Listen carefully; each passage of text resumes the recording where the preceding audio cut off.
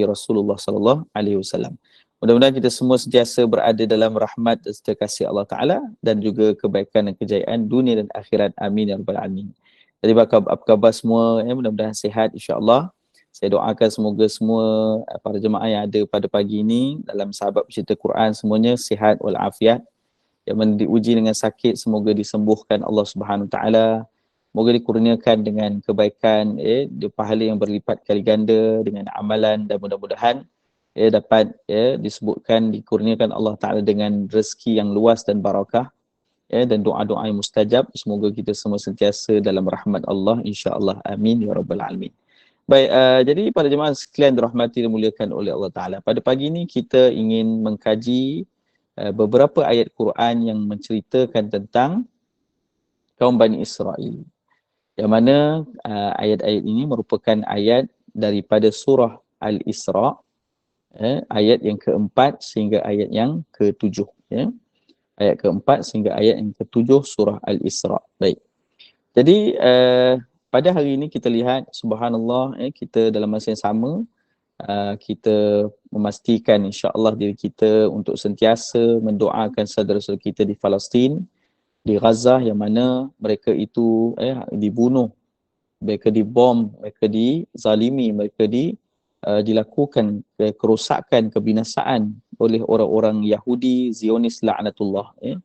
Dan Yahudi Zionis laknatullah ini telah buat macam-macam, dan baru kemarin saja mereka bom 3 buah rumah, apartmen yang dalamnya ada ramai orang-orang, ramai manusia yang mereka itu daripada kalangan kaum muslimin, dari kalangan orang-orang Palestin, dan mereka itu ada di kalangannya, ramainya di kalangannya adalah anak-anak kecil, para wanita dan sebagainya. Jadi diorang ni melakukan kezaliman yang sangat dahsyat, sehingga hari ini kita lihat memang tidak ada langsung keperimanusiaan. Mereka membunuh ramainya kaum muslimin di Palestin, khususnya di Gaza. Dan apakah sebenarnya nanti projection ataupun ke arah mana takdir yang akan berlaku terhadap mereka apabila tiba satu masa nanti. Jadi kita ingin lihat bagaimana janji Allah Ta'ala terhadap mereka di dalam Al-Quran Al-Karim. Jadi sebab itulah para jemaah sekalian, kita merujuk kepada surah, iaitulah surah Al-Isra pada ayat yang keempat. Dan kita mulakan insya-Allah daripada sini kita akan melihat bagaimana Allah Ta'ala menceritakan tentang keadaan mereka nanti, yang akan pasti berlaku. Tidak berlaku zaman kita, mungkin berlaku di zaman seterusnya, anak kita atau zaman cucu kita. Baik, jadi kita melihat dalam surah Al-Isra ayat keempat, Allah berfirman, Ba'da a'udzubillahi minasyaitanirrajim, وَقَضَيْنَا إِلَى بَنِي إِسْرَائِيلَ فِي الْكِتَابِ لَتُفْسِدُنَّ فِي الْأَرْضِ مَرَّتَيْنِ وَلَتَعْلُنَّ عُلُوًّا كَبِيرًا.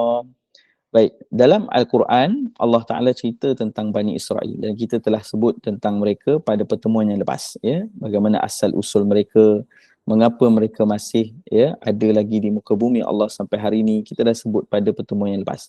Maka pada kali ini kita cerita apakah yang Allah janjikan terhadap mereka di dalam kitab At-Taurah. Jadi Allah Ta'ala bawa balik berita itu ke dalam Al-Quran supaya umat Nabi Muhammad SAW dan umat Rasulullah SAW kita mengetahui akan apa yang telah Allah janjikan terhadap mereka di dalam kitab sebelumnya, iaitulah kitab Taurah. Jadi Allah berfirman, wa qadaina, dan kami menyatakan ataupun kami memberikan peringatan, maklumat kepada ila Bani Israel, iaitulah kaum Bani Israel. Kaum Bani Israel ini siapa? Kaum keturunan Nabi Yaqub alaihissalam. Fil kitab, iaitulah di dalam Al-Kitab. Al-Kitab yang dimaksudkan dalam ayat ini adalah kitab At-Taurah. Jadi dalam kitab At-Taurah Allah dah beritahu sesuatu janjinya terhadap Bani Israel kalau Bani Israel melakukan sesuatu. Baik, apa yang dilakukan dan apakah janji Allah SWT itu? Lalu Allah beritahu, la tufsidunna fil ard. Kamu nanti akan melakukan, wahai Bani Israel, anak keturunan kamu ini akan melakukan fil ard, iaitu la tufsidunna fil ard. Kamu akan melakukan kerosakan. kamu akan melakukan kebinasaan, kehancuran fil ard, di muka bumi Allah Subhanahu wa taala, marratain, sebanyak 2 kali. Wala ta'lunna 'uluwan kabira, dan kamu akan berlaku sombong dengan kesombongan, keangkuhan yang sangat-sangat besar ataupun sangat-sangat melampau. Jadi jemaah sekalian, pertamanya Allah beritahu dalam kitab At-Taurah bahawa Bani Israel akan buat kerosakan, ya. Dia akan buat kejahatan, dia akan buat kebinasaan sebanyak 2 kali fil ard, di muka bumi Allah Taala.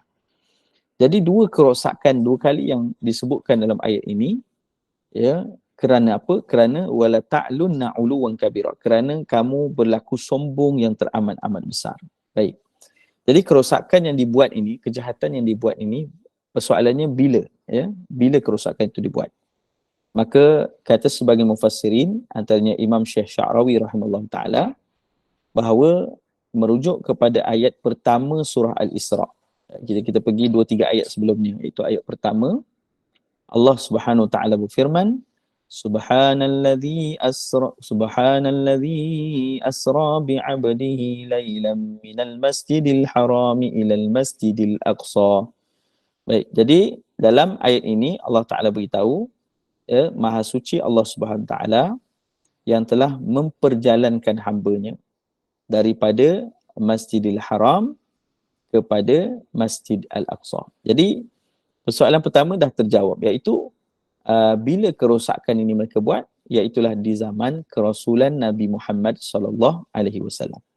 Di zaman Rasulullah SAW menjadi rasul, ya, di zaman Nabi, ya, diangkat menjadi rasul.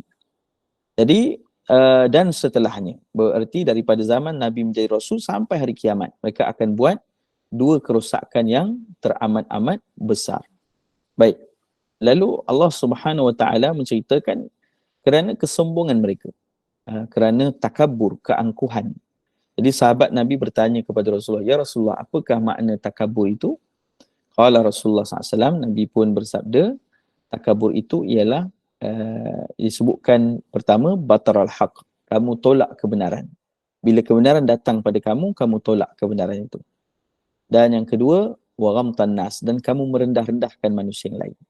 Maka 2 ciri ini ada pada Bani Israel, iaitu golongan Yahudi di kalangan Bani Israel. Dan kita dah cerita itu, Yahudi artinya mereka yang berpegang kepada kitab At-Taurah, berpegang kepada ajaran Nabi Musa, walaupun dalam Taurah dan ajaran Nabi Musa itu menyuruh, memerintahkan mereka untuk ikut Rasul setelah Nabi Musa, iaitulah antaranya Nabi Isa alaihissalam dan Nabi Muhammad sallallahu alaihi wasallam. Bahkan dalam Taurah menceritakan tentang ciri-ciri Nabi Isa, menceritakan tentang ciri-ciri Nabi Muhammad sallallahu alaihi wasallam.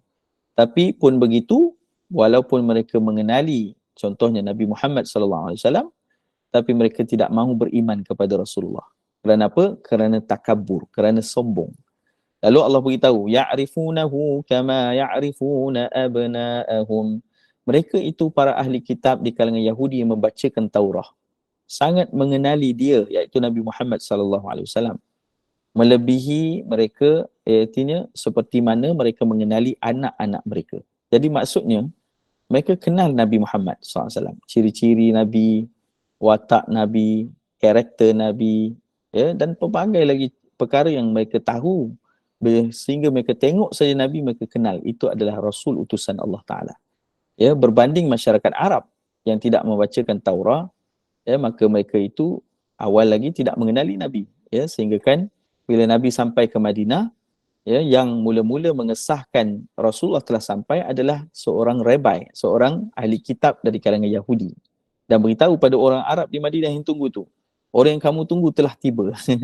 Maksudnya orang Arab, orang Ansar di Madinah ni pun tak berapa kenal rupa Nabi SAW, ketika Nabi sampai di Madinah, sehingga mereka menyangkakan bahawa Abu Bakar itulah Nabi, ya. Tetapi bila Abu Bakar As-Siddiq radhiyallahu anhu mengangkat serbannya dan menutup atas kepala Nabi kerana menghalang dari panas, barulah mereka tahu di bawah itu adalah Rasulullah sallallahu alaihi wasallam, bukanlah Abu Bakar yang mereka sangkakan. Jadi ini menunjukkan bahawa ahli kitab memiliki ilmu terhadap mengenali Nabi SAW dan sangat-sangat kenal Rasulullah. Cuma mereka tidak dimaklumkan dalam Taurah, ya, sebagai ujian dari Allah, bahawa Rasul terakhir itu bukan dari kalangan mereka, bukan dari kalangan Bani Israel, tapi ia dari kalangan orang-orang Arab. Jadi itu menyebabkan mereka menjadi kesombongan mereka terselah. Kejahatan mereka, yakni sifat sombong mereka itu terselah. Batar al-haq, mereka pertamanya tolak kebenaran. Kebenaran siapa? Kebenaran Nabi Muhammad sallallahu alaihi wasallam. Walaupun mereka tahu itu benar, Rasul. Itu memang betul-betul Rasul. Itu adalah Rasul yang kita tunggu selama ni. Bila Nabi sampai Madinah. Tapi bila mereka lihat Nabi dari bangsa Arab, mereka tak nak menerima Rasulullah. Ya? Bila mereka tidak mahu menerima Rasulullah, mereka akhirnya memusuhi Nabi. Mereka lah yang jadi musuh Nabi, ya, dan mereka lah juga yang berkomplot untuk membunuh Nabi Muhammad sallallahu alaihi wasallam. Na'udzubillah min dzalik. Maka takabur tadi membawa kepada kejahatan yang lebih besar lagi. Ya, begitulah juga waghamtan nas, dan mereka merendah-rendahkan manusia yang lain. Mereka menyangkakan orang Arab itu adalah bangsa yang hina, ya. Mereka itu bangsa yang mulia. Itu dia punya apa? Persepsi. Itu dia punya kepercayaan. Dan sehingga hari ini pun, hari ini sampai ke waktu kita, zaman kita ni, orang-orang Yahudi, Zionis laknatullah, mereka ini menganggap diri mereka adalah bangsa yang mulia sebagai anak-anak Tuhan. Manakala orang lain semua adalah orang yang hina, khususnya orang-orang Palestin, ya. Kami ini katanya orang Israel, Bani Israel, rupa kami manusia, roh kami manusia. Tapi kamu, orang-orang Palestin, rupa kamu manusia, tapi roh kamu binatang. Jadi kamu ni macam ada keldai, ada monyet, ada anjing. Jadi kalau melawan, bunuh saja. Sebab tu mereka tak ada keperimanusiaan terhadap rakyat Palestin, terhadap orang-orang mukmin. Dan mereka bom saja. Ya? Tengah ambil air, baru ni ada satu video, kaum muslimin dekat Gaza dah tak ada air. Ada satu sumber air. Ya? Lori air yang baru sampai. Mereka pun ambil air, tiba-tiba datang bom, mereka orang Yahudi, Zionis laknatullah, mereka jatuhkan bom betul-betul dekat lori tu. Sehingga matilah begitu ramai sekali, puluhan orang yang meninggal dunia, yang syahid ketika itu. Ya Allah. Kezaliman yang sangat-sangat dahsyat, ya? Dan tidak ada langsung rasa kasihan atau peri kemanusiaan. Kenapa? Wala ta'lunna 'uluwan kabira. Kerana mereka itu menjadi orang-orang yang teramat dan melampau-lampau kesombongannya. Bukan sombong biasa, sombong yang melampau. Sehingga mereka boleh bunuh saja orang lain sebab mereka kata orang lain adalah binatang, haiwan, dan kami sajalah yang manusia. Na'udzubillah min dzalik. Jadi ini adalah satu sifat buruk yang Nabi sangat-sangat Nabi sangat-sangat pesan pada kita jangan ada sifat ni. Sifat apa? Takabur. Iaitu sifat merendah-rendahkan orang lain dan menolak kebenaran, ya, dengan nikmat yang dia ada, nikmat kekayaan yang dia ada, nikmat kelebihan yang dia ada, ya, nikmat harta yang dia ada, nikmat pangkat yang dia ada, menyebabkan dia merendah-rendahkan orang lain dan menyebabkan dia menolak kebenaran. Orang datang beritahu nasihat pada dia, dia kata jangan nasihat aku, kamu ni tak kenal ke aku siapa, aku ni harta banyak, kamu ni miskin. Macam tu. Jadi ini yang menyebabkan orang tu menjadi takabur. Jadi sahabat tanya kalau kita nak pakai baju elok-elok, ya, artinya begitu juga kenderaan yang baik, ya, apa yang baik-baik, artinya kalau baik itu lebih mahal. Tak apa ke? Rasulullah kata, adakah itu takabur? Rasulullah kata itu bukan takabur. Tapi takabur kalau kamu ada pakai yang elok-elok, kenderaan yang baik-baik, rumah yang baik-baik, nikmat yang baik Allah bagi, kamu sombong dengan manusia yang lain. Itu yang menyebabkan takabur. Maka sebab itu kita, Nabi kata janganlah ada sifat takabur walau sedikit pun dalam hati kita. Kerana apa? Kerana kata baginda Nabi sallallahu alaihi wasallam, la yadkhulul jannah man kana fi qalbihi mithqala dzarratin min kibr. Tidak akan pernah masuk syurga. Tidak akan masuk syurga orang-orang yang dalam hatinya ada sebesar zarah sifat takabur, ya.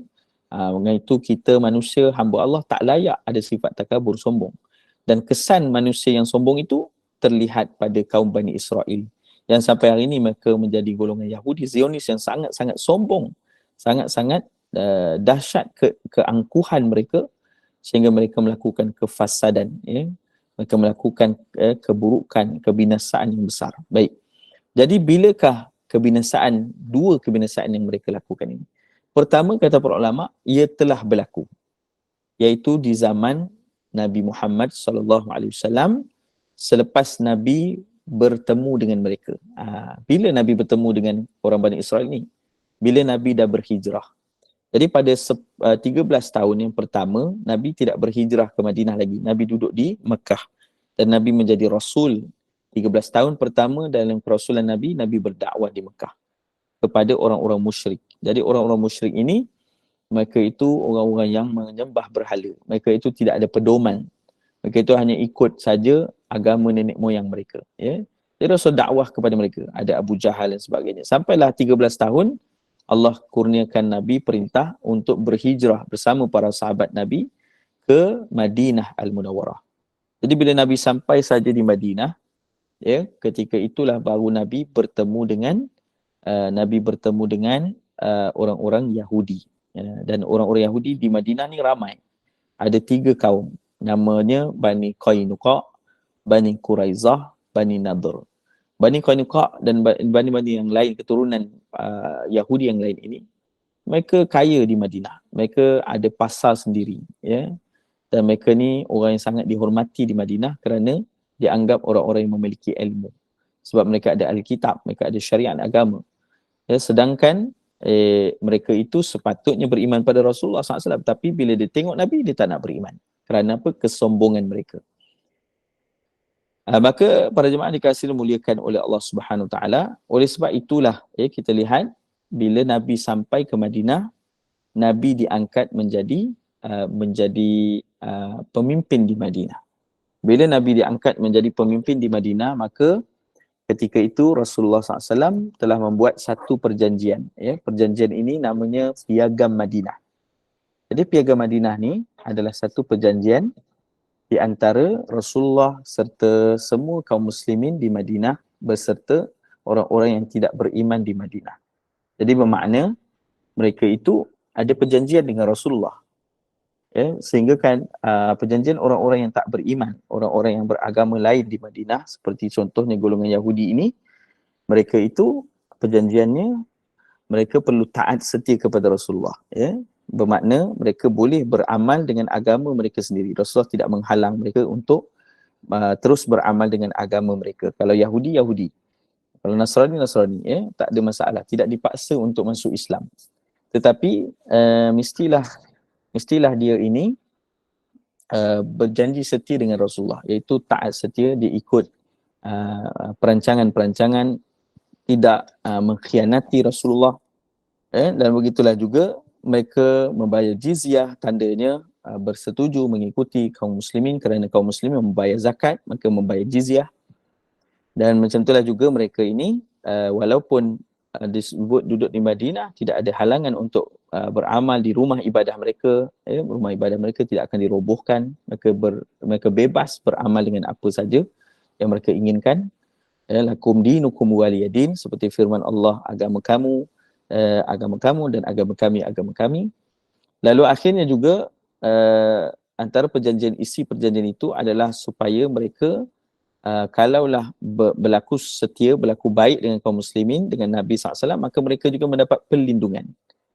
Sehingga kan kalau mereka diserang oleh orang yang zalim, kaum muslimin akan mempertahankan mereka.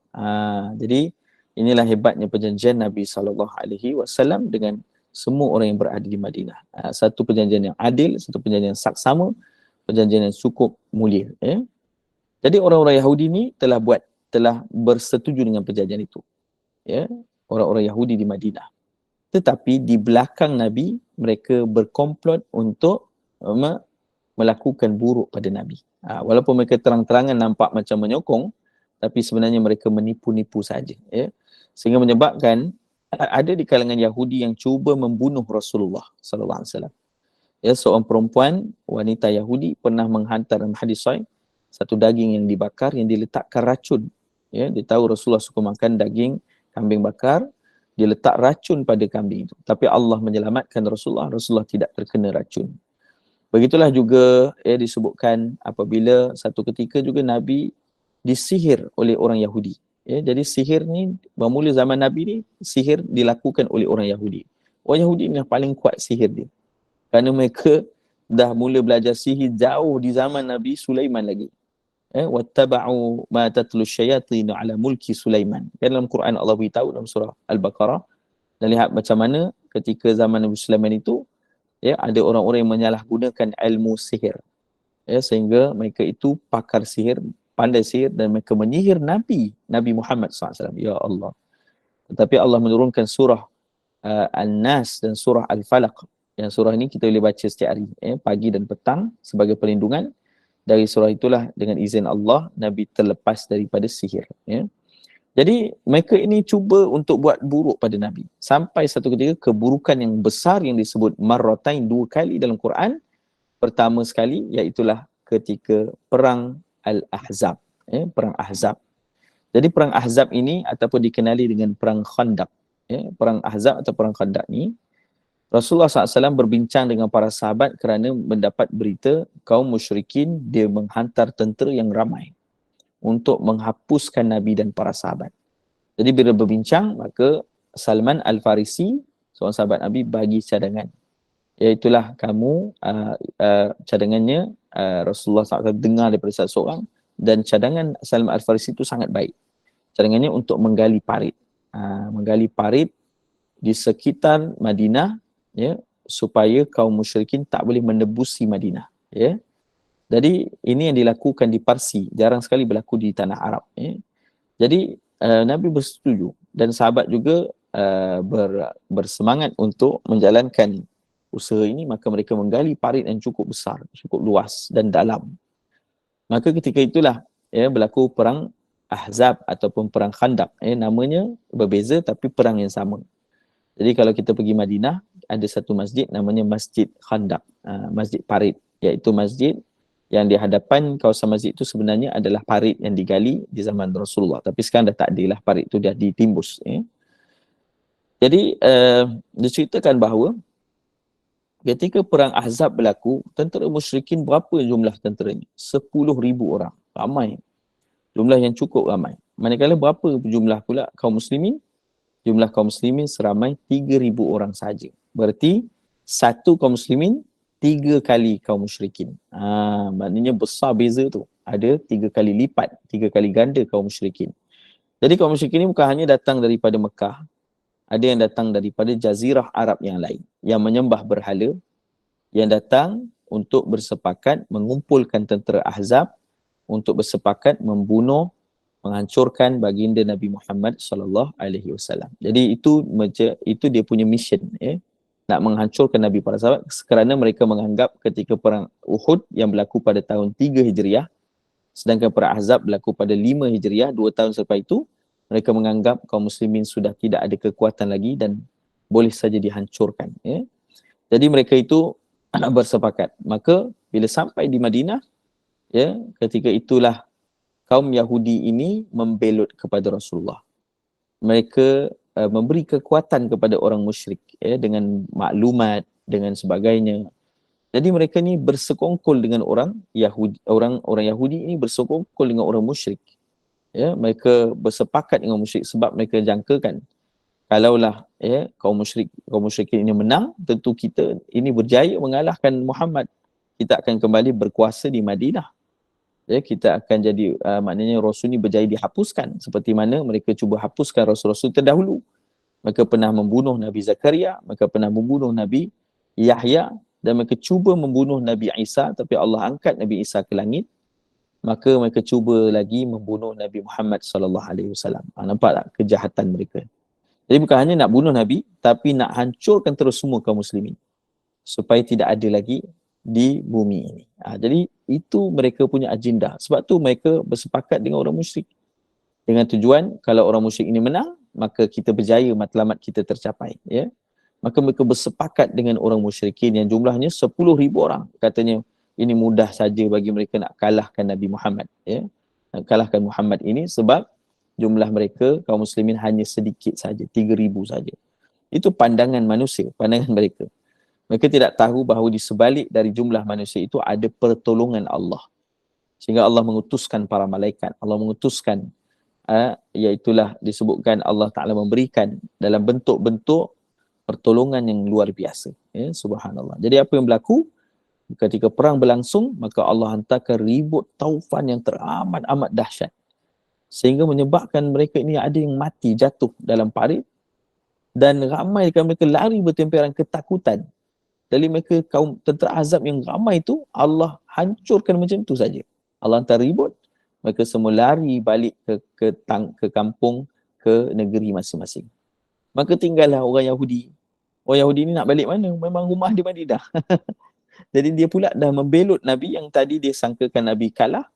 Jadi macam mana nak buat? Maka dia lari.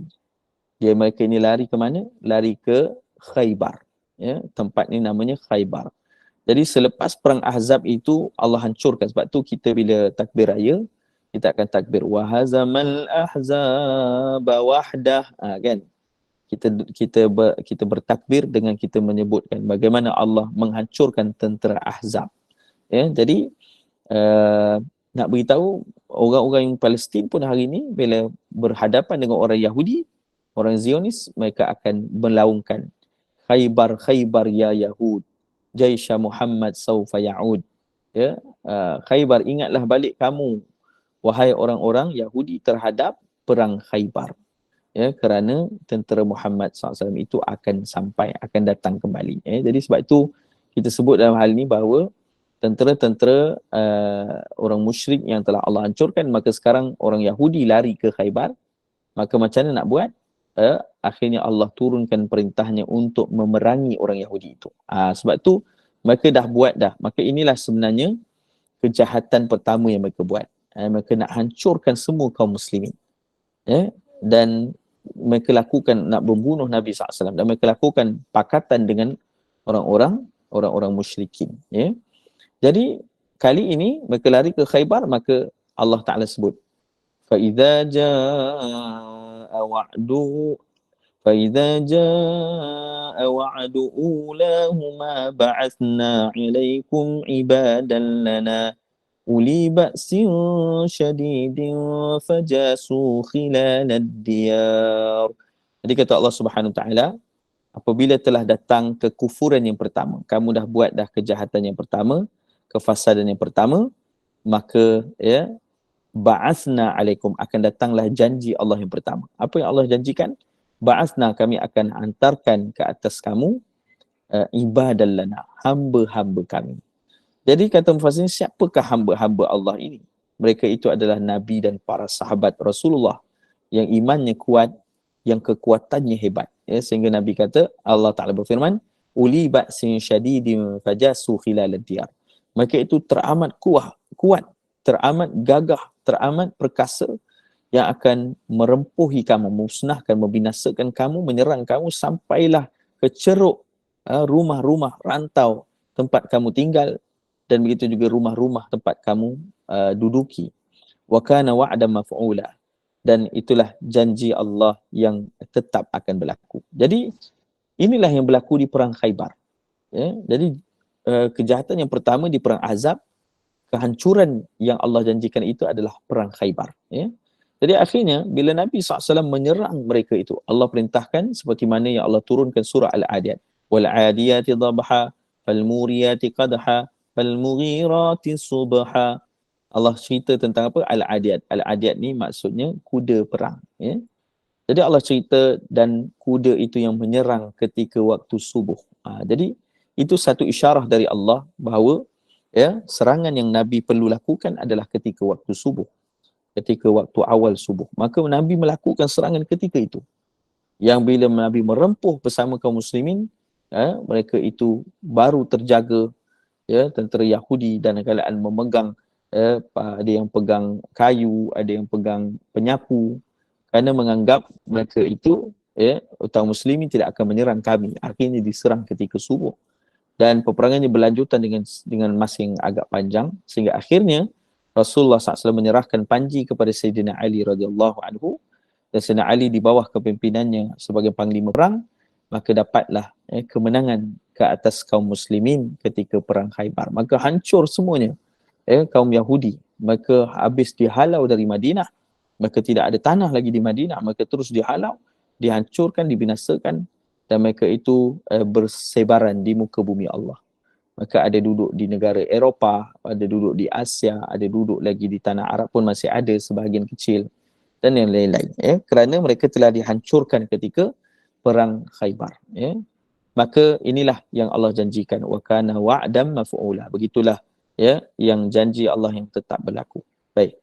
Jadi apa seterusnya berlaku? Thumma radadna lakumul karrata 'alaihim wa amdadnakum bi amwalin wa banin wa ja'alnakum aktsara nafira. Kemudian kata Allah Subhanahu wa taala, iaitu apabila kamu telah pun dihancurkan, telah pun binasa kamu di perang Khaybar, thumma kata Allah Subhanahu wa taala, kerana kamu tidak memusuhi orang-orang Islam, kamu tidak berpakat untuk memusuhi, untuk memusnahkan, untuk menjatuhkan orang Islam. Kamu tidak berpakat untuk membunuh orang-orang Islam. Maka walaupun kamu kufur, orang Yahudi di kalangan Bani Israel, tapi tetap Allah bagi baik pada kamu. Sebab tu Allah berfirman ayat ke-7, In ahsantum li anfusikum. Baik. Kata Allah Subhanahu Wa Taala, jika kamu buat baik, kata Allah, iaitu kamu tak memusuhi orang Islam, kamu tak buat jahat pada mereka, kamu tidak menghancurkan mereka, kamu tidak ada niat membunuh mereka, maka Allah akan beri baik kepada kamu. Maknanya kalau kamu buat baik, kamu akan dapat balik baik. Sebab tu kita lihat hal yang sama berlaku pada semua orang-orang non-Muslim. Ya, orang Islam, kita kalau buat baik, Allah akan balas baik kita bila dunia dan akhirat. Contohnya kalau kita sedekah, ya, Allah akan pelihara harta kita daripada bahaya. Allah akan pelihara umur kita. Ya, Allah akan pelihara harta benda kita agar selamat. Allah akan pelihara keluarga kita agar selamat. Jadi sedekah itu juga Allah gandakan rezeki kita. Ya, jadi dunia kita dapat dan akhirat pun kita dapat. Ya, kita dapat pahala, kita dapat hasanah yang berlipat kali ganda, sehingga Nabi sebut satu yang kita sedekahkan seperti pohon yang tumbuh sab'a sanabil, ada 7 tangkai pohon ini, fi kulli sumbulati mi'atu habbah, setiap daripada disebutkan dengan tangkai itu ada 100 biji benih. Jadi bermakna orang mukmin kalau beramal ibadah, buat baik, dapat dunia, akhirat pun dapat. Itu hebatnya orang mukmin. Tapi orang-orang kafir, orang-orang non-Muslim, mereka buat baik. Ada mereka yang buat baik, ada buat charity, ada buat kerja amal, ada buat sedekah pun ada. Mereka pun ada beramal juga. Mereka pun ada buat baik pada mak ayah. Jadi apa yang mereka dapat? In ahsantum li anfusikum. Iaitu janji Allah, kalau kamu buat baik, walaupun kamu kufur, Allah tetap bagi baik pada kamu. Kamu bagi tolong orang, Allah akan bagi rezeki pada kamu. Tapi balasannya hanya di dunia. Dunia je dia dapat. Akhirat dia dapat tak? Kalau dia mati kekufuran, dia tak akan dapat akhirat. Akhirat itu akan diazabnya. Namun mereka ini dapat di dunia. Maka itu yang berlaku kepada orang Yahudi juga. Kalau mereka buat baik, kata Allah, maka kamu akan dapat balik kebaikan itu. Sebab tu kita tengok ada orang kan, non-Muslim, dia suka sangat bagi duit. Kan? Sampai ada non-Muslim tu dia bagi duit. Dekat masjid pun ada. Ada sahabat saya cerita, ada orang Muslim tu bagi duit kat masjid. Kata, kenapa kamu tak pergi kat Tok Kong? Sebab dia kata, saya tahu kalau masjid akan buat jalan, masjid tak akan curi duit tu. Dia akan buat apa? Dia akan buat apa facility lah kat masjid, dia akan nampak benda tu pun dipakai. Tapi kalau dia bagi dekat sami dia, tak tahu apa dia buat. Lalu duit tu dia kata dia tak percaya sami dia. Tak percaya dekat sami dia. Dia sendiri pun tak percaya, nampak tak? Jadi orang Islam, dia orang buat baik sebab dia kata kalau buat baik, saya akan dapat baik balik. Dipanggil karma. Itu kepercayaan mereka lah. Kita tidak semikian. Kita tahu kalau kita buat kebaikan, dunia akhirat kita akan dapat. Kalau dunia kita tak dapat pun, akhirat kita pasti dapat. Itu hebatnya orang beriman. Tapi orang-orang kafir tidak semikian. Lalu hal yang sama Allah beritahu kepada orang Yahudi. Ya, kalau kamu buat baik, kamu akan dapat baik. Ya, maka mereka ini selama dari lepas perang Khaybar sampailah tahun 1948. Artinya dah 1000 tahun lebih. Mereka tidak pernah berperang dengan orang Islam. Tak pernah perang. Sebab itu Allah beritahu, summa radadna lakumul karrah. Allah kembalikan pada mereka. Mereka dapat kuasa. Walaupun mereka duduk di Eropah, mereka duduk di banyak negara-negara yang lain, bahkan di Asia. Mereka ni Allah bagi kuasa. Ada kuasa mereka ni. Ya, wa amdadnakum bi amwal, dan Allah lipat kali gandakan harta mereka. Mereka jadi orang kaya. Wa banin, dan mereka ada anak-anak, ya, anak-anak mereka ramai. Wa ja'alnakum aktsara nafira, dan Allah jadikan kamu ini, jumlah kamu jadi ramai. Jadi orang Yahudi ni banyak negara ada. Negara US, negara UK, negara-negara barat yang lain, bahkan di timur ada, di tanah Arab ada, bahkan di Malaysia pun ada. Kan? Dulu kan ada di Penang tu, nama tempat tu apa? Yahudi Road. Betul lah? Siapa duduk Penang mesti tahu ada Yahudi Road. Ada orang Yahudi di sana. Itu juga di banyak tempat-tempat yang lain. Namun mereka tak buat jahat kepada orang Islam. Maka Allah bagi mereka nikmat. Dan pastinya dalam masa yang sama ada di kalangan mereka yang juga beralih menjadi orang Muslim. Ada mereka yang telah bertaubat dan berinsaf lalu menjadi orang Muslim. Ada, tapi jumlahnya tidak ramai. Jumlah orang-orang Yahudi yang convert kepada Islam ada tetapi tidak ramai. Jadi apa yang berlaku? Mereka ini akhirnya apabila mereka dah banyak harta, mereka dah banyak kuasa, mereka dah jumlah yang ramai, maka timbul balik idea untuk menghancurkan orang Islam. Nampak? Seperti perang Ahzab. Dan kali ini dalam dunia moden. Sebab tu Allah beritahu kerosakan mereka buat 2 kali. Pertama zaman Nabi, kedua setelah Nabi tiada. Bila tu? Mereka dah mula tahun 1948. Kefasadan dan kerosakan besar yang mereka buat itu 1948. Bahkan sebelum itu mereka dah merancang. Apa yang mereka rancang? Baik, seorang lelaki namanya Theodor Herzl. Theodor Herzl ni seorang yang dipanggil lelaki yang dia ini orang Yahudi yang telah menimbulkan pemikiran yang dipanggil Zionism. Zionism ataupun Zionis. Kalau orang yang berpahaman Zionism, mereka itu Zionis dipanggil. Apakah pandangan Zionism ini? Kepercayaan Zionism. Zionism adalah orang Yahudi yang percaya bahawa tanah Baitul Maqdis, tanah Palestin adalah tanah milik mereka. Kenapa? Sebab pertama, Tuhan janji nak beri pada kami. Itu janji ni dalam mana? Dalam kitab Taurat. Ada tak perkara itu disebut dalam Quran? Jawapannya ada. Ada. Allah Ta'ala beritahu, iaitu Allah nak bagi tanah Baitul Maqdis kepada Bani Israel di zaman Nabi Musa AS. Tetapi mereka sendiri yang ingkar pada Allah. Mereka sendiri yang menolak untuk berperang. Sehingga mereka punya biadab berkata pada Allah. Kata mereka pada Nabi Musa AS, fadhhab anta wa rabbuka faqatila. Mereka nak dapat tanah tu, mereka kena pergi berperang sebenarnya dahulu untuk memerangi golongan Jabari. Tapi Allah akan beri pertolongan kerana mereka tu orang mukmin. Tapi masa tu mereka tunjuk kebiadaban. Mereka tidak mahu berperang dan mereka mereka mempermain-mainkan perintah Allah untuk berperang. Yang akhirnya mereka kata apa? Fadhhab anta wa rabbuka faqatilah. Pergilah kamu wahai Musa dan Tuhan kamu pergilah berperang. Kami tidak akan pergi perang, inna hahuna qa'idun. Kami akan duduk dekat sini. Sampai dah menang baru kami masuk. Nampak? Kerana itu Nabi Musa sangat sedih dengan sikap mereka. Sedangkan banyak nikmat Allah bagi, banyak kelebihan Allah bagi, tapi mereka biadab dengan Allah dan Rasul. Lalu Nabi Musa merintih kepada Allah dan Allah Ta'ala menceritakan apakah penyelesaiannya. Kata Allah Ta'ala, فَإِنَّهَا مُحَرَّمَةٌ عَلَيْهِمْ. Ini dalam surah Al-Ma'idah ayat 26. Sesungguhnya wahai Musa, tanah Palestin itu diharamkan ke atas mereka. Jadi cerita itu sebenarnya dah ada dalam Taurat, bahawa Allah nak bagi mereka Baitul Maqdis. Mereka ambil yang depan je. Kita ambil yang belakang tu. Mereka tak ambil pun bahawa Allah dah haramkan tanah tu dan kisah pengharaman tanah itu sudah ada dalam Taurat. Tapi mereka ingkar pada Allah. Hal ini mereka buat. Antaranya mereka padam ayat-ayat Taurah, mereka ubah suai ayat-ayat Taurah, mereka tokok tambah ayat Taurah. Apa dalam Taurah tak ada, mereka tambah kitab baru, nama kitab itu kitab Talmud. Jadi mereka ni jadi sesat. Asalnya patutnya beriman tapi jadi sesat. Dan mereka kesesatan mereka itu secara terang-terangan menggunakan agama Allah, menunggang agama Allah, maka mereka itu dilaknat oleh Allah Ta'ala. Jadi apa yang berlaku?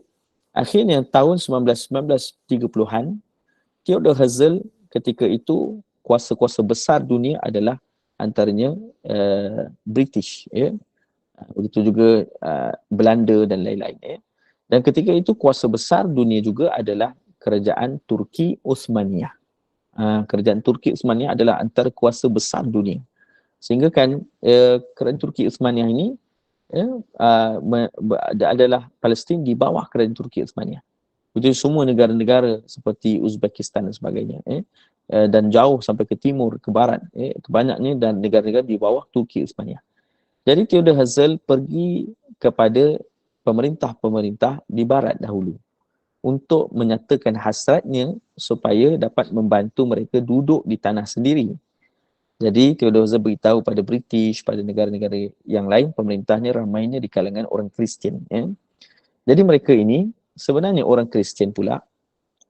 Orang Yahudi ada kepercayaan mereka bahawa kalau kami duduk balik tanah di Palestin, inilah sebab kenapa mereka nak duduk di Palestin. Padahal awalnya ketika mereka berbincang dengan pemimpin kerajaan negara-negara yang lain, pemimpin negara lain memberikan cadangan untuk mereka duduk di tanah, sebagian katakan di Madagaskar, tanah orang Afrika. Tapi mereka tak nak, mereka nak Palestin juga. Sebab apa? Dalam kepercayaan mereka, bila semua orang-orang Yahudi duduk di Palestin, akan turunlah Messiah, the Savior, penyelamat kami, yang namanya, yang tak ada nama, tapi yang dia ini adalah dari keturunan David. David ni apa? Nabi Daud. Bagi kita Nabi Daud, tapi mereka sebut David. Tapi mereka mengagungkan David seperti Tuhan, na'udzubillah zalik. Jadi mereka itu menyatakan, penyelamat kami akan turun bila kami berkumpul di tanah Baitul Maqdis, dan dia akan menjadikan kami kembali berkuasa, semakin hebat. Dan na'udzubillah zalik, sebenarnya yang mereka tunggu itu bukanlah, sebab tu mereka buat bintang Star of David pada mereka punya flag, mereka punya bendera, kerana itulah tujuannya. Jadi sebenarnya mereka tunggu itu, Nabi SAW dah beritahu sejak dulu lagi. Yang mereka tunggu bukan keturunan David apa semua, tapi sebenarnya mereka tunggu adalah Dajjal la'natullah. Kerana Nabi kata apabila Dajjal ini telah datang, maka akan ada 70,000 Yahudi Asfahan daripada timur, iaitu daripada Iran, yang akan mengikuti belakang, berarak di belakang Dajjal, seramai 70,000 orang yang memakai toyalisah, memakai pakaian yang khusus. Jadi ini menyebabkan sebenarnya orang Yahudi hakikatnya bukan tunggu Savior, mereka menunggu Dajjal la'natullah, na'udzubillah dzalik. Dan orang Kristian pula ada kepercayaan lain. Sebab tu kita lihat orang Kristian boleh tolong orang Yahudi. Kenapa orang Yahudi perlukan bantuan orang Kristian? Sebab orang-orang Kristian jumlahnya ramai. Ia tidak tertakluk kepada bangsa, ia tidak tertakluk kepada negara, ia tidak tertakluk kepada keturunan. Tetapi orang Yahudi mesti keturunan Bani Israel. Orang Nasrani, orang Kristian, mereka tidak ada bangsa yang khusus. Jadi siapa-siapa saja boleh jadi orang Kristian. Jadi mereka jumlahnya lebih ramai. Maka mereka memerlukan sokongan orang Kristian. Kerana orang Kristian juga mempercayai bahawa apabila keturunan asal Nabi Isa, keturunan asal Jesus Christ, yang kita Nabi Isa lah, yang mereka anggap Jesus Christ itu anak Tuhan, itu salah. Sedangkan Nabi Isa itu adalah Rasul utusan Allah. Jadi Isa itu adalah daripada Bani Israel. Jadi orang Kristian pun ada kepercayaan sendiri. Apa kepercayaannya? Kalaulah semua bangsa Bani Israel duduk di tanah Palestin, maka Mesiah kami pula akan turun. Siapa Mesiah dia? Iaitulah Jesus Christ, yang akan mengkristiankan semua orang. Itu kepercayaan orang Kristian pula. Maka orang Yahudi dia tahu macam tu, dia kata kalau begitu kita boleh bersepakat. Kita boleh bertolak ansur, kita boleh saling membantu. Jadi biarkan kami duduk situ, kamu dapat Mesiah kamu. Kan? Itu dia gunakan kepercayaan orang Kristian. Sebab tu orang Kristian tolong mereka. Dalam masa yang sama juga, pemimpin-pemimpin besar negara lain tidak suka orang Yahudi duduk di negara mereka. Kerana orang Yahudi ni kan sombong. Jadi mereka sukar untuk menguruskan mereka ini. Jadi apa yang berlaku? Mereka menyokong untuk Yahudi ini mendapat tanah di Palestin, kerana itukah kehendaknya. Tetapi untuk itu, ketika itu, zaman itu, tanah Palestin di bawah kerajaan Turki Uthmaniyah. Jadi apa berlaku? Mereka semua ini telah pun mereka telah berjumpa, Theodor Herzl telah jumpa dengan Sultan Ahmad yang kedua, iaitulah Sultan yang menjadi khalifah ketika zaman Turki Uthmaniyah, dan meminta dengan bayaran yang cukup besar, bayaran yang cukup mahal, yang tinggi, Ya, kalau kamu boleh berikan tanah, kami bayar dengan harga ini. Tapi Sultan Ahmad tidak berikan tanah. Dan Sultan Ahmad kata, aku akan pertahankan tanah Baitul Maqdis, tanah Palestin itu dengan darahku sendiri. Maknanya apa? Sultan tak akan bagi tanah tu. Tetapi apa yang berlaku? Orang Yahudi menggunakan orang-orang dalam dari dalam kerajaan khalifah ini yang cintakan dunia, yang gilakan kuasa untuk meruntuhkan kerajaan itu dari dalam. Ya. Dan sebab itu kita lihat berapa lama selepas itu kerajaan Turki sebenarnya telah runtuh. Dan keruntuhan itu ya menyebabkan orang British, kerajaan British terus saja menguasai semua tempat-tempat di bawah kerajaan Turki Uthmaniyah. Dan mereka memecah-mecahkan sehingga ada banyaknya nama seperti Turkmenistan, Turkmenistan, Tajikistan, semua yang tan-tan kat belakang tu. Gohek-Gostan tak ada lah sekarang, tu cerita Piramli kan. Jadi ada yang tan-tan kat belakang tu semua adalah nama-nama negara yang dipecah-pecahkan dengan tujuan supaya tidak menjadi kesatuan yang besar, ya. Kerana dahulunya ia satu wilayah, tapi dia pecahkan supaya masing-masing negara, bangsa ada negara sendiri. Dan ia menjadi lesen untuk orang Yahudi mendapat negara sendiri.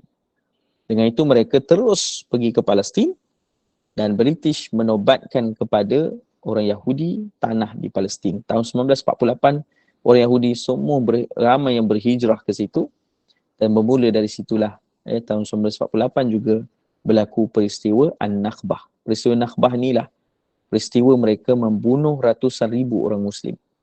Dan mereka membunuh mereka, mereka menyerang, mereka menghalau daripada rumah-rumah mereka sendiri, kaum muslimin. Kerana zaman tu zaman lama dulu, maka kita tak tahu peristiwa ni.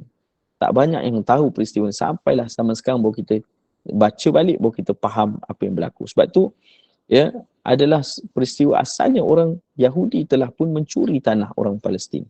Ya, mereka sendiri yang datang merampas, mereka sendiri yang datang sampai orang-orang Palestin mempertahankan tanah mereka, rumah mereka dibunuh. Ya. Mereka itu dibunuh, mereka anak-anak mereka dibunuh, keluarga mereka dimatikan, dihancurkan. Dan yang ini berlaku dari peristiwa tahun 1948. Dan inilah disebutkan Allah Ta'ala tadi, kata mufassirin, ia adalah la tufsiduna fil ardi marratain. Inilah kali kedua. Dan ini adalah kali yang terakhir, kata Allah. Lepas tu Allah beritahu. Sambungan ayat ke-7 surah Al-Isra. Wa in asatum falaha, kalau kamu buat buruk, kamu mula mengusik orang Islam, kamu mula membunuh orang Islam, kamu mula buat zalim pada orang mukmin, maka akan datanglah janji Allah yang kedua. Bila datang janji Allah yang kedua ini, fa idza jaa wa'dul akhirah, dan merupakan janji yang terakhir. Artinya lepas ni kamu akan hancur sehancur-hancurnya. Lalu Allah menyatakan liyasu'u wujuhakum وَلِيَدْخُلُوا الْمَسْجِدَ كَمَا دَخَلُوهُ أَوَّلَ مَرَّةٍ وَلِيُتَبِّرُوا مَا عَلَوْا تَتْبِيرًا. Jadi kata Allah SWT, maka kalau kamu buat kekufuran besar kali yang kedua ini, maka kamu akan hancur. Ya? Allah akan hantarkan kembali, siapa dia? Ibadallana, hamba-hamba kami. Jadi kata mufassir Imam Syekh Sya'rawi SWT, Allah akan hantarkan ketenteraan yang imannya seperti para sahabat Rasulullah. Jadi kita lihat hal ini seakan berlaku di zaman kita. Wallahu alam. Ya, setelah lebih kurang 70 tahun lebih sampai sekarang ini, ya, maka kali ini penyerang ataupun anggota-anggota tentera Palestin atau kita panggil Hamas. Ya.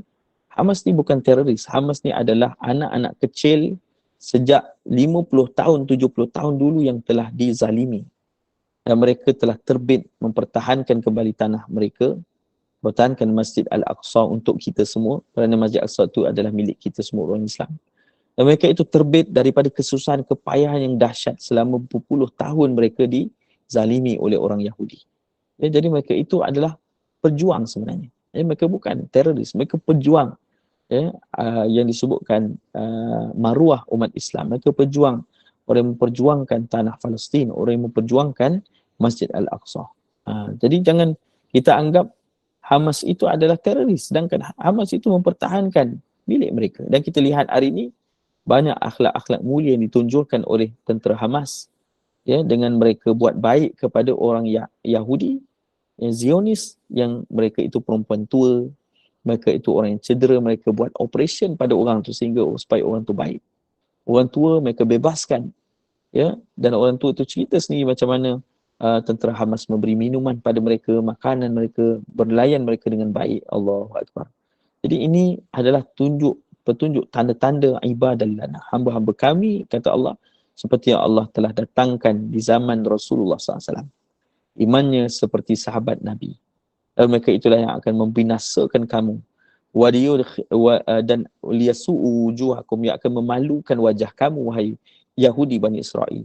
Kerana mereka itu memiliki teknologi yang paling canggih, ketenteraan yang paling canggih, senjata paling canggih, tapi kalah dan ketakutan dengan tentera-tentera pejuang Islam. Ya, subhanallah. Jadi hal ini akhirnya kata Allah, waliyadkhulul masjid, mereka akan masuk ke dalam masjid, yakni Masjid Al-Aqsa, kama dakhaluhu awwal marrah, seperti mana pertama kalinya mereka masuk, iaitu di zaman Sayyidina Umar Al-Khattab radhiyallahu anhu. Dan akhirnya, ya, waliyutabbiru ma alau tatbira, dan Allah Ta'ala, ya, akan menghantarkan hamba-hambanya untuk menghancurkan apa saja yang mereka telah kuasai dengan sehancur-hancurnya. Artinya apa saja orang Zionis, orang Yahudi Zionis yang kuasai, mereka akan dihancurkan oleh tentera Allah Subhanahu Wa Taala dari kalangan hamba-hamba Allah uli ba'sin syadid, yang memiliki keperkasaan, ya, kekuatan yang luar biasa. Boleh jadi pembebasan Masjid Aqsa dan juga tanah Palestin berlaku di zaman kita. Namun boleh jadi juga ia berlaku di zaman anak kita, cucu kita, yang pastinya ia pasti akan berlaku kerana Quran telah menyebutkan tentangnya. Maka dengan itulah mudah-mudahan Allah Subhanahu Wa Taala, kita berdoa, Allah kurniakan kepada kemenangan kepada kaum muslimin di Palestin. Allah kurniakan kebaikan bagi mereka semua, keselamatan, perlindungan. Allah Ta'ala menjadikan syuhada, syurga yang tertinggi bagi para syuhada yang di sana, yang mati di bom, mati dizalimi dan sebagainya. Semoga mereka menjadi orang-orang yang memiliki kesabaran yang tinggi, agar mudah-mudahan Allah anugerahkan syurga yang tertinggi bagi mereka.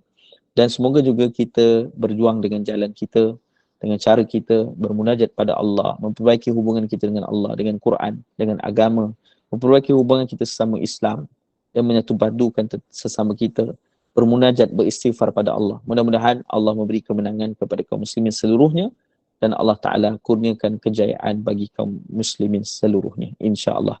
Sebagaimana terbukanya kota Mekah, ya, saat di zaman Nabi, keadaan yang mustahil, tetapi terbuka juga dengan izin Allah di tangan orang-orang yang bertakwa.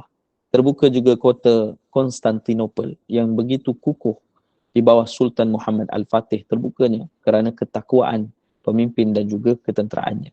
Maka tidak mustahil Baitul Maqdis boleh terbuka kembali seperti pertama kali yang terbuka di zaman Sayyidina Umar, kerana ketakwaan kaum muslimin di zaman ini. Mudah-mudahan Allah kurniakan semuanya kemenangan, kebaikan serta rahmat Allah, dan semoga kita semua mendapat, ya, yang disebutkan pertolongan, rahmat dan keredaan Allah Ta'ala dalam hidup kita di dunia, bahkan di yaumul akhirah nanti, insya-Allah. Amin ya rabbal alamin.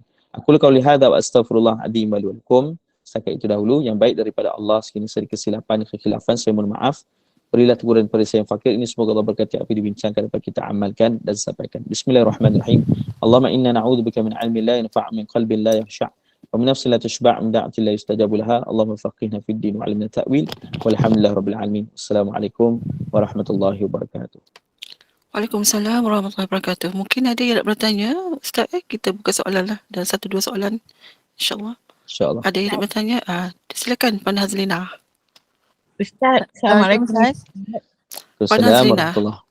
Ustaz, Silakan. saya nak tanya tentang ketika perang Ahzab tu, jika Ustaz boleh terangkan, adakah benar bahawa ketika Bani Quraizah ni dikepung, dan keputusan pengadilan ni atas kaum lelaki di waktu itu ialah dibunuh, berbanding dengan Bani Nadir dengan Bani Kainuqa?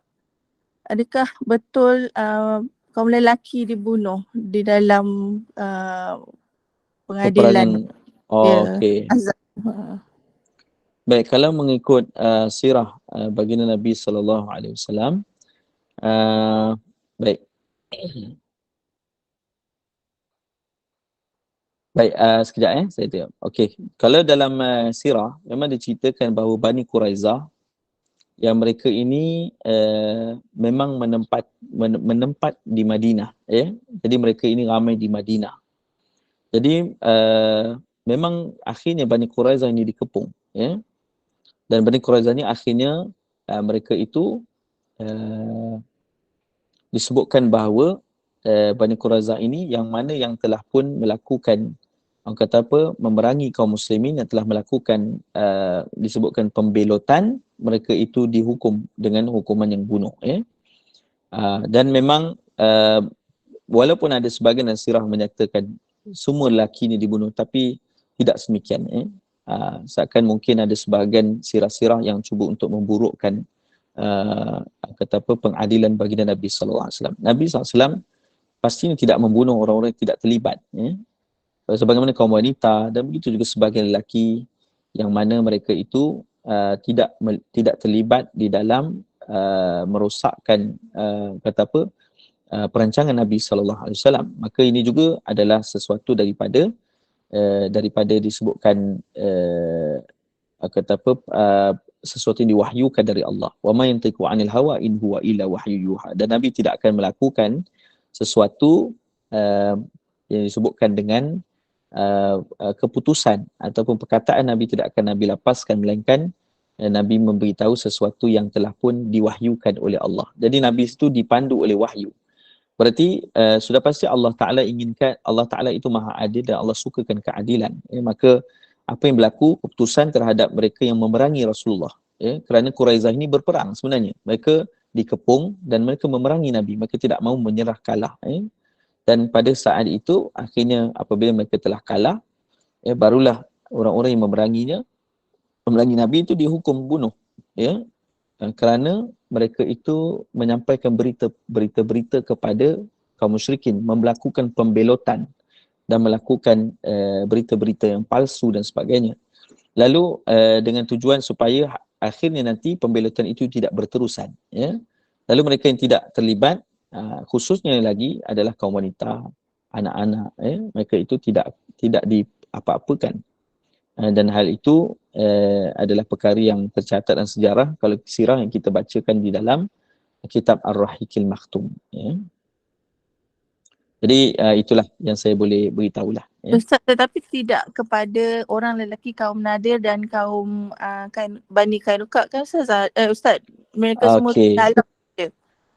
Baik, Bani Nadir, Bani Qainuqa ini mereka ada, tetapi mereka pergi ke Khaybar. Mereka telah ke Khaybar. Bani Quraizah antara yang tercatat jumlahnya paling ramai, ya.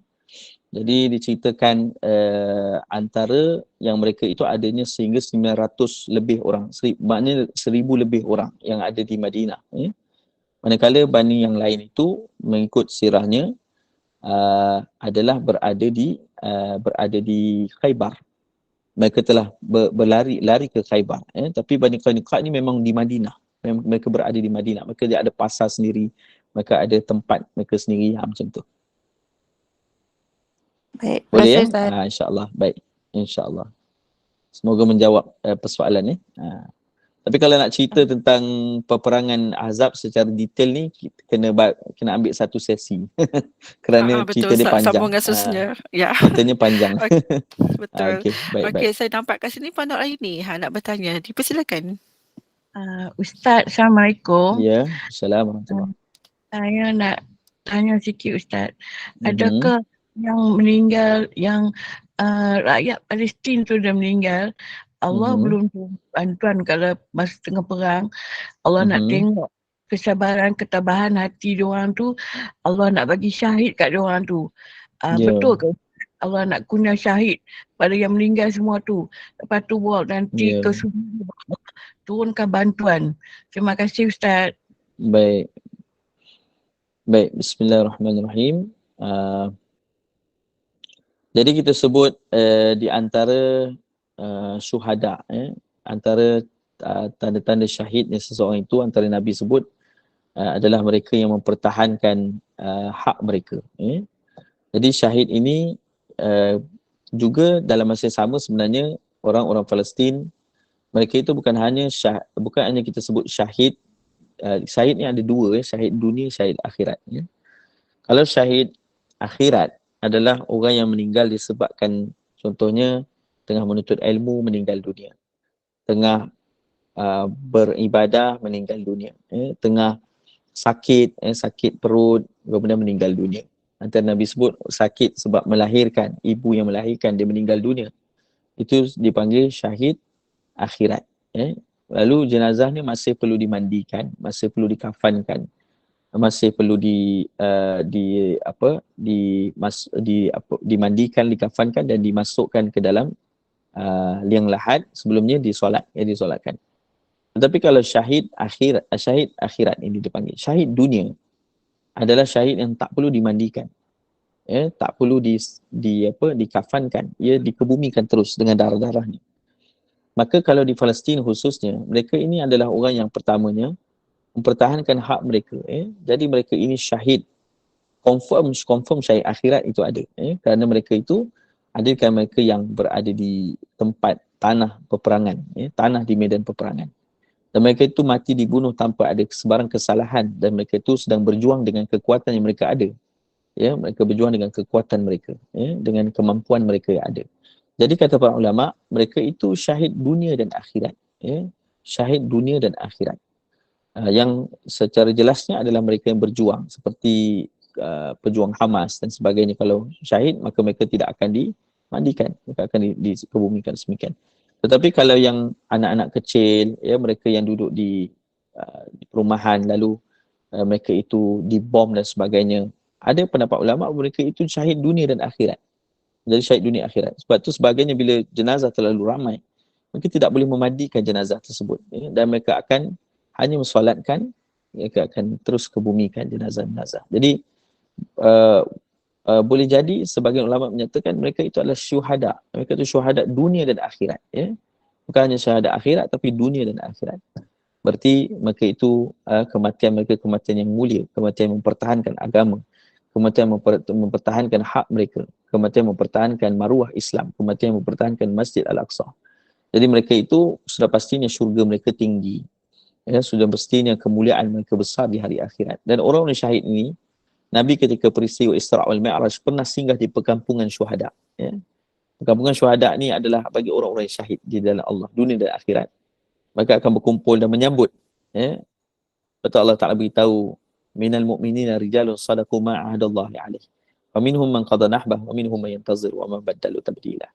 Jadi kata Allah SWT, daripada kalangan orang-orang mukmin ini, ada orang-orang yang telah menjalankan janjinya terhadap Allah Ta'ala. Ada mereka yang sedang berjuang, ada mereka yang sedang menunggu. Maksudnya kalau ada yang syahid, mereka dah tunggu di sana. Datang saudara-saudara mereka yang telah meninggal dunia secara syahid, sampai mereka ni. Jadi mereka menyambutnya dengan gembira. Mereka itu sedang bergembira di perkampungan syuhada, sebelum tibanya di hari akhirat yang lebih menggembirakan. Jadi sebab itu subhanallah, memang syuhada mereka itu memang besar. Dan kita juga doakan semoga Allah Ta'ala merahmati mereka semua, dan kita semua juga dapat berjuang dengan jalan dan kemampuan kita, dan juga mudah-mudahan mendapat kematian dan husnul khatimah yang dirahmati, yang dikasihi oleh Allah insyaAllah. Amin ya rabbal alamin. Jadi mungkin menjawab soalan, kalau tak menjawab saya mohon maaf. Setakat itu dahulu. Wassalamualaikum warahmatullahi wabarakatuh. Okay, terima kasih Ustaz. Kita dipilih kerana kematian diorang, tapi sebenarnya hakikatnya di sisi Allah mereka bahagia di sana. Ustaz, nampak kita menuai Allah daripada tempat yang baik. Ya tapi betul. Kita nampak sebab dunia tu boleh nampak, kita nampak tak elok, tapi sebenarnya ia mulia di sisi Allah. Sebab tu Allah beritahu, wala taqulu liman yuqtalu fi sabilillahi amwat. Janganlah kamu menganggap orang-orang yang membela agama Allah tu terbunuh, mereka itu mati. Bal ahya'um walakin la tash'urun. Mereka itu sebenarnya hidup dengan keadaan hidup yang istimewa, tetapi kamu tidak dapat menyedarinya, mengetahuinya. Jadi kita tak nampak, tapi Allah sebenarnya beritahu kesengsaraan yang mereka nak, kita nampak kesengsaraan mereka. Tapi hakikatnya kematian mereka itu adalah kehidupan yang istimewa di sisi Allah, yang kita tidak dapat nampak melainkan nanti bila tibanya di yaumul akhirah. Jadi ini yang Allah janjikan dalam Al-Quran surah Al-Baqarah ayat 154. Jazakallah khair. Terima kasih. Okay, baik. Terima kasih. Terima kasih Sama, banyak-banyak. insyaAllah. Okay, terima kasih Ustaz dan soalan yang dikemukakan. Alhamdulillah, jazakallah khair al-fadhil Ustaz Muhammad Arif Zaki atas penjelasan ilmu cukup jelas sekali mengenai janji Allah kepada Bani Israel dalam Al-Quran, sebagaimana di akhir surah Al-Baqarah ayat 83. Allah SWT menyatakan perjanjiannya dengan Bani Israel ini. Namun Allah SWT itu maha mengetahui dengan menyatakan sebilangan besar dari mereka ini mengingkari akan larangan dari Allah, dari perintah Allah SWT. Namun sifat bangsa Bani Israel yang suka berbuat kerosakan di muka bumi ini, maka Allah mengirimkan hamba-hambanya yang kuat untuk membantras bangsa ini yang berakhir dengan kemenangan. Dan mudah-mudahan yang menjadi ilmu yang bermanfaat buat kita semua, diberi kefahaman yang jelas dan tidak dilupakan kepada penaja slot program kita pada ini. Terima kasih di atas sumbangannya. Semoga Allah berikan keberkatan rezeki dan umur. Dan bagi menutupi, mengakhiri majlis ilmu ini, Ustaz, kita tutup dulu dengan tasbih kafarah dan surah Al-Asr. Silakan Ustaz. Bismillahirrahmanirrahim. Subhanakallahumma bihamdika asyhadu an la ilaha illa anta astaghfiruka wa atubu ilaik. Bismillahirrahmanirrahim. Wal 'asr innal insana lafi khusr illa alladziina aamanu wa 'amilus shalihat wa tawassaw bil haqqi wa tawassaw bis sabr. Assalamualaikum warahmatullahi wabarakatuh. Waalaikumsalam. Terima kasih Ustaz. Assalamualaikum. Sama. Assalamualaikum lagi. Sama-sama. Sama-sama. Sama-sama. Waalaikumsalam warahmatullahi wabarakatuh. Sama-sama Puan.